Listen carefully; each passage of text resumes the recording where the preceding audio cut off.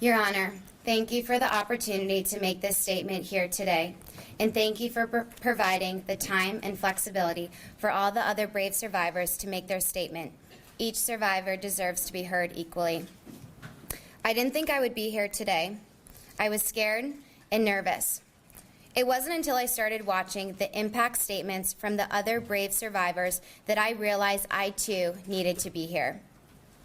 Larry, you do realize now that we, this group of women you so heartlessly abused over such a long period of time, are now a force, and you are nothing.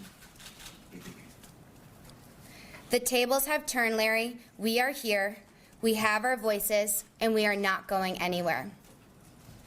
And now, Larry, it's your turn to listen to me.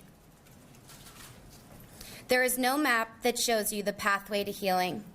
Realizing that you are a survivor of sexual abuse is really hard to put into words. I cannot adequately capture the level of disgust I feel when I think about how this happened.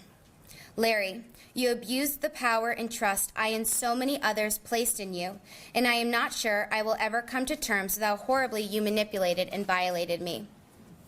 You were the USA Gymnastics national team doctor, the Michigan and the United States Olympic team doctor.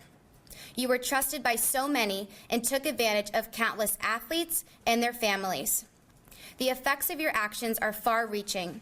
Abuse goes way beyond the moment, often haunting survivors for the rest of their lives, making it difficult to trust and impacting their relationships.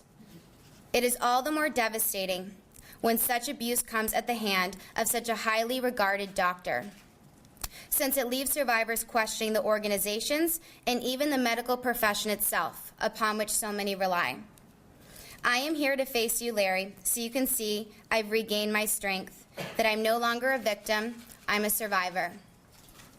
I am no longer that little girl you met in Australia, where you first began grooming and manipulating. As for your letter yesterday, you are pathetic to think that anyone would have any sympathy for you. You think this is hard for you? Imagine how all of us feel.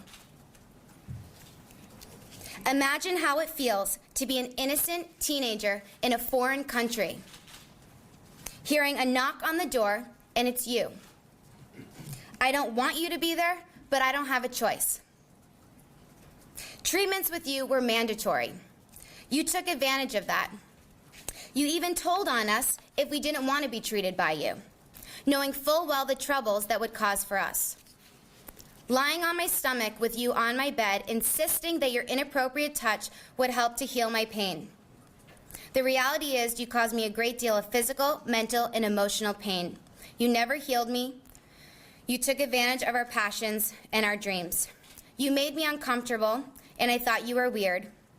But I felt guilty because you were a doctor, so I assumed I was the problem for thinking badly of you. I wouldn't allow myself to believe that the problem is you. From the time we were little, we are taught to trust doctors. You are so sick, I can't even comprehend how angry I feel when I think of you. You lied to me and manipulated me to think that when you treated me, you were closing your eyes because you had been working hard when you were really touching me, an innocent child, to pleasure yourself. Imagine feeling like you have no power and no voice. Well, you know what, Larry? I have both power and voice, and I am only beginning to just use them. All these brave women have power, and we will use our voices to make sure you get what you deserve. A life of suffering spent replaying the words delivered by this powerful army of survivors. I am also here to tell you to your face, Larry, that you have not taken gymnastics away from me. I love this sport, and that love is stronger than the evil that resides in you and those who enabled you to hurt many people. You already know you're going away to a place where you won't be able to hurt anybody ever again. But I am here to tell you that I will not rest until every last trace of your influence on this sport has been destroyed, like the cancer it is. Your abuse started 30 years ago, but that's just the first reported incident we know of. If over these many years just one adult listened and had the courage and character to act, this tragedy could have been avoided. I and so many others would have never, ever met you. Larry, you should have been locked up a long, long time ago. Fact is, we have no idea how many people you victimized or what was done or not done that allowed you to keep doing it and to get away with it for so long. Over those 30 years, when survivors came forward, adult after adult, many in positions of authority protected you, telling each survivor it was okay, that you weren't abusing them. In fact, many adults had you convince the survivors that they were being dramatic or had been mistaken. This is like being violated all over again. How do you sleep at night? You were the decorated by USA Gymnastics and the United States Olympic Committee, both of which put you on advisory boards and committees to come up with policies that would protect athletes from this kind of abuse. You are the person they had, quote, take the lead of athlete care. You are the person they say, quote, provided the foundation for our medical system. I cringe to think that your influence remains in the policies that are supposed to keep athletes safe, that these organizations have for years claimed, quote, state of the art. To believe in the future of gymnastics is to believe in change. But how are we to believe in change when these organizations aren't even willing to acknowledge the problem? It's easy to put out statements talking about how athlete care is the highest priority, but they've been saying that for years, and all the while this nightmare was happening. False assurances from organizations are dangerous, especially when people want so badly to believe them. They make it easier to look away from the problem and enable bad things to continue to happen. And even now, after all that has happened, USA Gymnastics has the nerve to say the very same things it has said all along. Can't you see how disrespectful that is? Can't you see how much that hurts?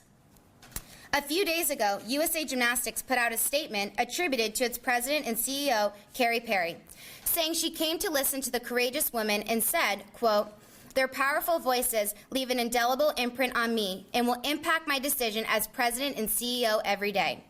This sounds great, Miss Perry, but at this point, talk is cheap. You left midway through the day and no one has heard from you or the board.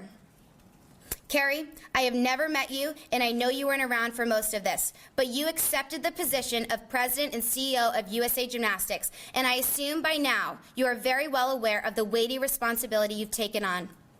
Unfortunately, you've taken on an organization that I feel is rotting from the inside, and while this may not be what you thought you were getting into, you will be judged by how you deal with it. A word of advice. Continuing to issue statements of empty promises, thinking that will pacify us, will no longer work. Yesterday, USA Gymnastics announced that it was terminating its lease at the ranch, where so many of us were abused. I am glad that it is no longer a national team training site, but USA Gymnastics neglected to mention that they had athletes training there the day they released the statement. USA Gymnastics, where is the honesty? Where is the transparency? Why must the manipulation continue?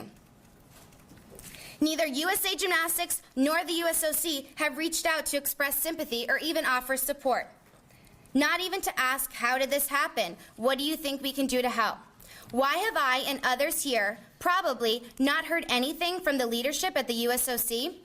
Why has the United States Olympic Committee been silent? Why isn't the USOC here right now? Larry was the Olympic doctor, and he molested me at the 2012 London Olympic Games. They say now they applaud those who have spoken out, but it's easy to say that now, when the brave women who started speaking out back then, more than a year after the USOC says they knew about Nassar, they were dismissed. At the 2016 Olympic Games, the president of the USOC said that the USOC would not conduct an investigation and even defended USA Gymnastics as one of the leaders in developing policies to protect athletes. That's the response a courageous woman gets when she speaks out, and when others joined those athletes and began speaking out with more stories of abuse, were they acknowledged? No. It is like being abused all over again. I have represented the United States of America in 2 Olympics and have done so successfully, and both USA Gymnastics and the United States Olympic Committee have been very quick to capitalize and celebrate my success. But did they reach out when I came forward? No. So at this point, talk is worthless to me. We're dealing with real lives in the future of our sport. We need to believe this won't happen again. For this sport to go on, we need to demand real change, and we need to be willing to fight for it. It's clear now that if we leave it up to these organizations, history is likely to repeat itself. To know what changes are needed requires us to understand what exactly happened and why it has happened. This is a painful process, but it's the only way to identify all the factors that contributed to this problem and how they can be avoided in the future. This is the only way to learn from these mistakes and make gymnastics a safer sport. If ever there was a need to fully understand a problem, it is this one right now. To accept that problem is limited to just what we know now is irresponsible, delusional even. Each new day seems to bring a new survivor. We have no idea just how much damage you caused, Larry, and we have no idea how deep these problems go.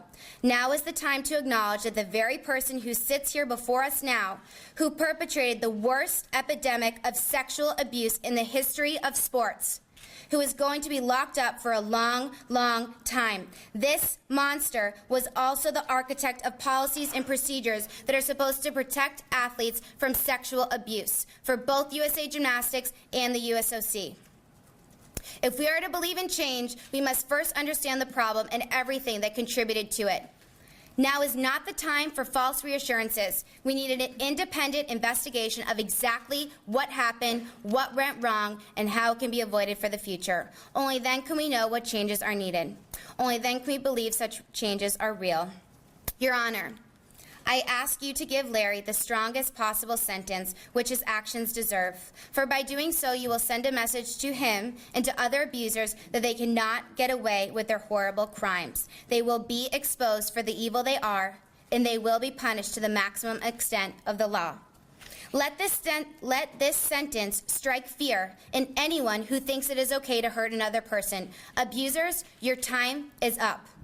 The survivors are here, standing tall, and we are not going anywhere. And please, Your Honor, stress the need to investigate how this happened so that we can hold accountable those who empowered and enabled Larry Nassar, so we can repair and once again believe in this wonderful sport. My dream is that one day, everyone will know what the words Me Too signify, but they will be educated and able to protect themselves from predators like Larry, so that they will never, ever, ever have to say the words Me Too. Thank you. Thank you. I'm going to go